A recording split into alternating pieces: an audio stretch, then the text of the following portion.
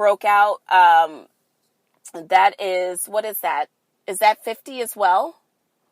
I'm sorry, my dates are all fucked up. But here's what I know for sure. What I know for sure is this city had, more so than all the rainbows that's fit to print, this city was alive and electric with pride. And I know that most of us have come to associate pride with rainbows and the alphabet boys and girls. But, you know, we're going to talk this episode when we pull up about just the bigger meaning of pride, because I don't necessarily know that we all get it. I think that a lot of us, depending on who we're friends with or who's in our family, our understanding of pride and the celebration of pride, because it's not the gay month, it's not the LGBT, it is pride, okay?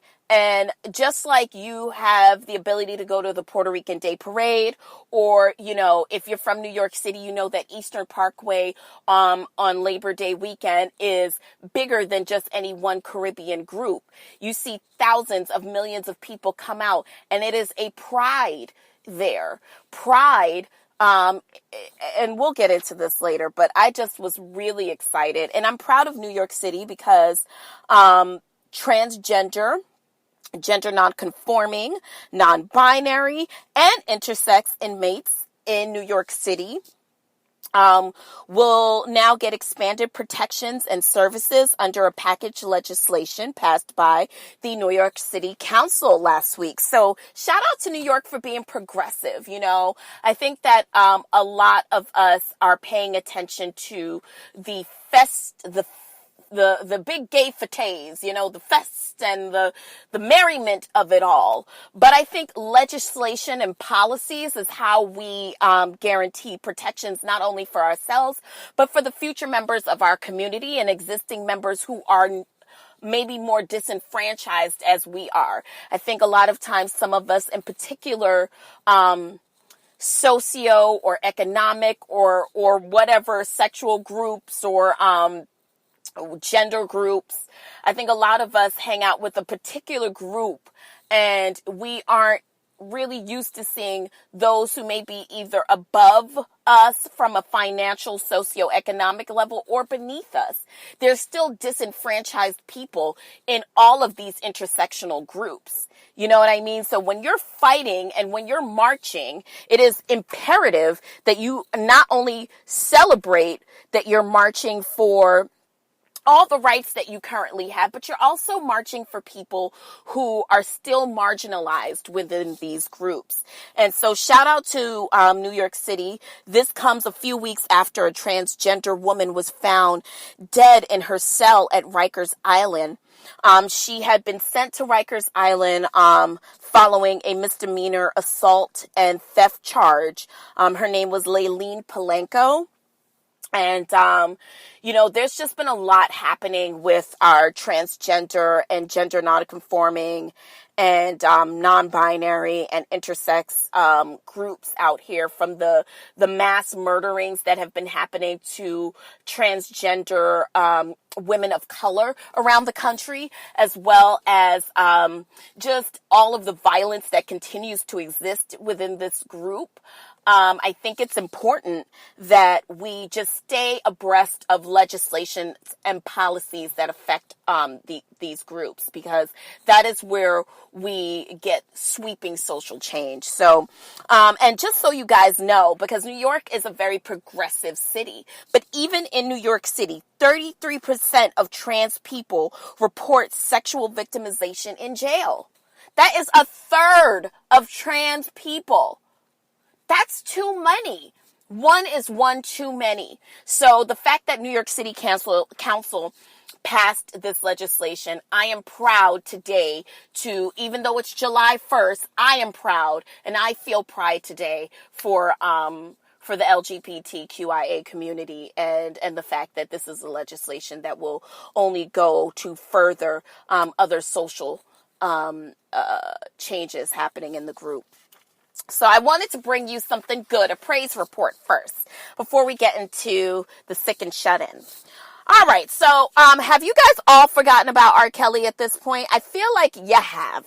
Okay, I feel like you've got the attention span of a Ritz cracker, unsalted, and you have at this point, between all of the partying that you've been doing, all of the fact that you've probably been completely immersed in your own bullshit. How's the job, by the way? We'll get to that later. And also probably driven by the fact that you could care less because this has nothing to do with you. R. Kelly is still in some hot water, kids. He appeared in a Chicago, I believe an Illinois courtroom week before last Wednesday to obtain the copy of a video allegedly showing him having sex with an underage girl. Now, he got a win for him and his lawyers when the judge granted him the right to have a copy of the tape. He said that he wanted to see the tape. Now, brother, allegedly you was there, so why you need to see the tape for? You was there. But okay, you want to see the tape. That's fine. R. Kelly, who is 52 years old and disgusting, is pleading not guilty to felony sex assault. Please, let's not forget that.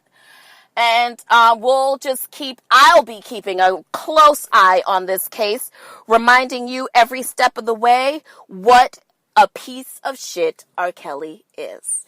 And for those of you this summer who are stepping in the name of love at your family barbecue or your friend's little kickback and thinking that no one sees you, I see you, bitch. We see you, bitch. We see you dancing to that R. Kelly, and you ain't shit. Speaking of ain't shit, have any of you listened to Chris Brown's new album at all? Now, Chris Brown to me is probably one of the most talented male. I don't call what he does R&B. I don't, because R&B, I'm a 90s kind of girl, okay? Tony Terry was R&B, okay? Jeff Redd was R&B. R. Kelly, despite how disgusting, he was teetering on the line of R&B hip hop. I'll say Albie Shore, Christopher Williams. I'm Tevin Campbell, Johnny Gill. All right. I know I'm going to be 40, so, you can fuck yourself. I don't care. I even call, let's be generous. Y'all know how I feel about The Weeknd. I think his voice is the most annoying thing. Monday through Thursday, that nigga's voice is terrible. I don't know if he thinks that on the weekend the shit gets better. I'm here to tell you, sir, it does not. I'm sure you are a nice young man, but nigga, that falsetto is false. I don't call what Chris Brown does R&B. I call it like hip hoppering singing. I don't know. I think that a lot of these niggas are so afraid nowadays to be looked at as sensitive that they want to be rappers. You know what I mean? A lot of the singers that we have, they even present in a way where it's very rapper-ish. Which I know is part of pop culture, but I also know that there is a stigma behind sensitivity. And R&B involves a level of emotional sensitivity that I think that is a chip is missing from a lot of these boys and men, for that matter.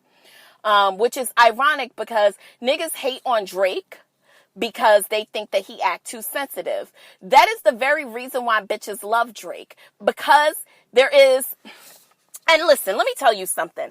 A lot of that shit with Drake, I don't think that's how he is as a real person. I think that Drake is probably a real fucking asshole. I don't know that man. I don't know him. So he's probably as sweet as sugar and spice. But something tells me that, okay, what if he isn't? What if that sensitivity shit is all an act? What if that fucking R&B singing shit is all an act for Drake?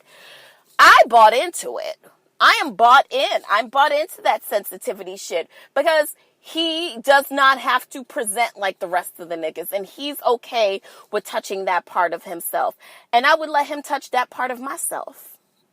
So anyway, Chris Brown has a new album. And no shade to Chris Brown, but all of his music sounds alike to me.